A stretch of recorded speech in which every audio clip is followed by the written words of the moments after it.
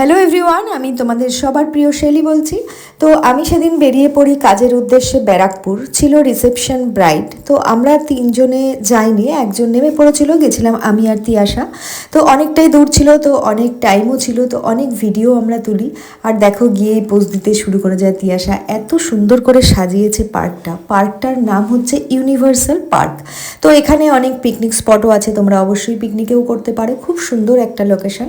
তো খুব সুন্দর করে সাজিয়েছিল ওর জায়গাটা। তো আমরা দুজনে মিলে অনেক টাইম ছিল, প্রায় ঘন্টা দেড়েক পর ব্রাইড আমাদের কাছে আসে। ততক্ষণ আমরা ঘুরে বেড়াই, ফটো তুলি, ভিডিও তুলি, লাইভ করি, কত কী যে করি। এত সুন্দর জায়গা, দোলনা, পুকুর, ঝিল, বোটিং সব কিছু করা যায়। খুব ভালো লাগছিল জায়গাটা। তো আমরা অনেক অনেক ভিডিও তুললাম আর তোমাদের কাছে শেয়ার করব বলে। দেখো কত সুন্দর করে সাজিয়েছে ওই যে জায়গাটা, ওখানে সাজিয়েছে ওরা খাবারের জন্য, যেখানে আর এটা হচ্ছে তোমার সেলফি পয়েন্ট যাকে বলে, সবাই তো আজকাল সেলফি লাভার। আর দেখো আমরা ভিডিও পরপর তুলে যাই। আর সত্যি সেদিন আর কোনো আমার সাজানো ছিল না, যদি সাজানো থাকতো তাহলে টোটালি গল্প হয়ে যেত, কারণ ওখানেই আমার 1.5 ঘন্টা লেট। আর এই যে আমাদের সেই ব্রাইড যাকে তোমরা দেখেছো বিয়ের দিন, তো আবার আমি রিসেপশনে চলে আসি আর সাথে ওর বক বক শুনতে থাকি। আমি কি করবো, ভয়তে কাট দিলাম না। লঙ্কার গুঁড়ো নিয়ে নিবি হাতে। হ্যাঁ, 2-4 ফোঁটা একটুখানি ভালো করে আইলাইনার করে দিলাম। এমনিতে আইলাইনার চোখে হাত দিলে আমি কাঁদি। আজকে যেমন কাঁদবো। আজকে যদি জল ফেলেছিস আমি সোজা বাড়ি চলে যাবো। এরকম করবে না কিন্তু, তুমি আগের দিন ওরকম করেছো, চলে যাবে বাড়ি খেতে যাবে না করেছো। সবাই বলেছে ভালো লেগেছে, এখন তোমারই ভালো লাগে। আরে আমার তো মানে আইসটাই স্যাটিসফ্যাকশন আসেনি, আমি কেউ কিছু বলিনি, সবাই বলেছে আমাকে ভালো লাগছিল। তুই আজকে প্লিজ ফ্রেশ হয়ে গেছে। আমি আজকে ফেলবো না, কিন্তু আমার মনে হচ্ছে আমার মধ্যে রেডি হচ্ছি। ওরা কালকে কখন যাচ্ছে তাহলে? কালকে বিকালে যাবো মা বাবাকে জ্বালাতে, আর মেনলি যাবো গিফটগুলো খুলতে। আমার গিফটগুলো নিয়ে আসবে না, রেখে দিয়ে আসবে।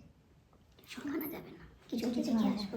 তাহলে আবার বলবো যে আনবো না কিছু। হ্যাঁ, কিছু কিছু নিয়ে আসতে হবে, কিছু কিছু রেখে আসতে হবে। সব শিখে নিয়েছি দিদিকে রেখে। দিদি থাকা ভালো। তো আমাদের অনেক রকমই আলোচনা হচ্ছিল। তো তোমরা ভেবো না যে সবার আলোচনাই আমি আমাদের ভ্লগে দিয়ে দিই। ও বলেছিল আমার কোনো সমস্যা নেই, তুমি দিতেই পারো, আমার খুব ভালোই লাগবে আমার কথাগুলো পুনরায় শুনতে।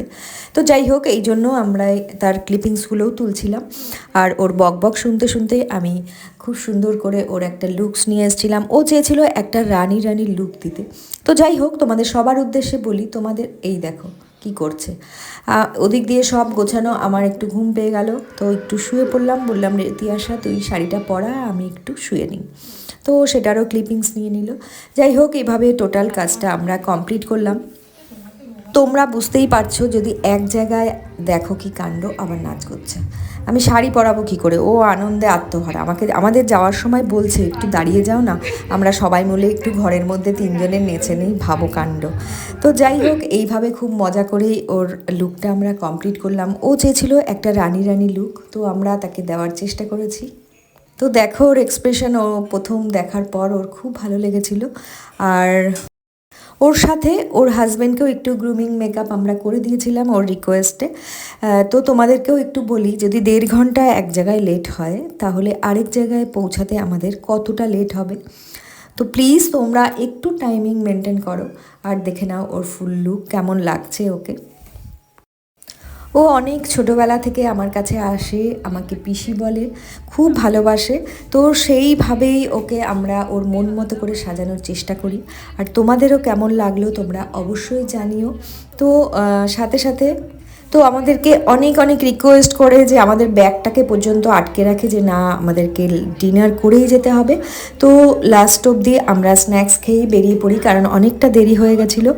তো তোমাদের কেমন লাগলো লুকসটা অবশ্যই জানাতে ভুলো না।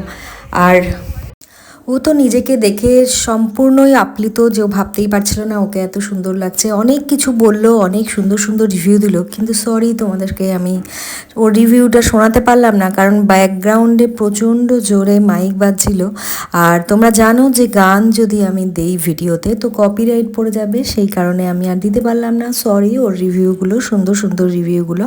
তো তো যাই হোক, তোমরা আমাকে অনেক ভালোবাসা, অনেক রিভিউ দাও, তোমাদের রিভিউর অপেক্ষায় আমি থাকবো। ওকে কেমন লাগছিল তোমরা অবশ্যই নিশ্চয়ই জানাবে। আর ওর ভালো লাগাটা তো আমি শুনেই নিয়েছি, দেখো ওর এক্সপ্রেশনেও তোমরা হয়তো অনেকটাই বুঝতে পারবে। তো ওর রিকোয়েস্টে আমি একটু গ্রুম মেকআপও করে দিলাম, দেখো কত সুন্দর করে বসে আছে।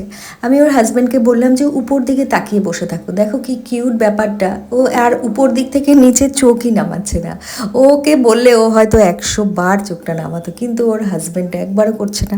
কতটা ভালোবাসে না মেকআপ করতে। যাই হোক চলো, অন্তত আজকের দিনে ওর ওয়াইফের কথা তো রাখতেই হবে না। তো কেমন লাগছে তোমরা অবশ্যই জানাবো। আবার দেখা হবে কোনো নেক্সট ভিডিওতে। আর আবারও আমি একবার রিপিট করছি আপকামিং ব্রাইডদের উদ্দেশ্যে, তোমরা প্লিজ তোমাদের টাইমিংটা একটু অ্যাডজাস্ট করো আমাদের সাথে, সমস্ত মেকআপ আর্টিস্টদের সাথে, না হলে খুবই প্রবলেমে পড়তে হয় আমাদের, কারণ আমাদের একই ডেটে 2, 3, 4টে বুকিং থাকে। সো তোমরা যদি একটু কোঅপারেট না করো, আমরা আর আমাদের কাজগুলোকে সুন্দরভাবে প্রেজেন্টেশন করতে পারবো না। চলো তাহলে আজকের জন্য টাটা, নেক্সট দেখা হচ্ছে তোমাদের সাথে অন্য একটা ভ্লগ নিয়ে, অন্য একটা ভিডিও নিয়ে। Thank you for watching, love you all.